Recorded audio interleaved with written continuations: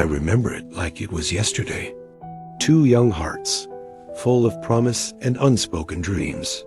Sarah and Thomas, barely 16, their love a spark that lit up the quiet village where they lived. They spent hours beside the bridge over the river, talking about their futures, drawing in the sand, and making promises they thought would last a lifetime. But fate, as it often does, took her away too soon. A fever that couldn't be stopped. The whole village mourned, but none more than Thomas. He couldn't bear the thought of her gone, so he would visit the riverbank every day, whispering to the wind as if she might hear him. For 60 years, Thomas waited. The pain in his heart never dulled, though the world around him changed.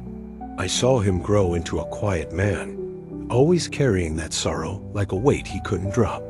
The village spoke little of Sarah now, but Thomas never stopped loving her.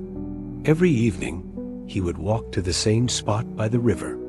His steps, though less steady than they once had been, were deliberate, as though he expected her to be there, waiting.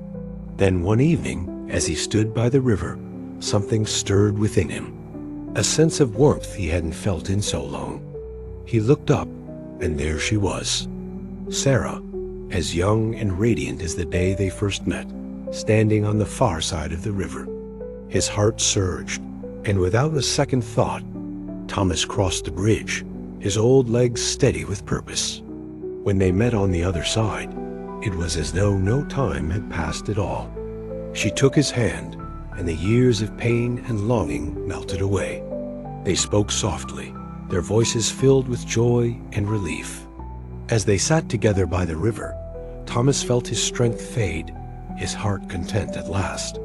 In her arms, his final breath was a quiet one, peaceful, filled with love. Together again, as they always should have been,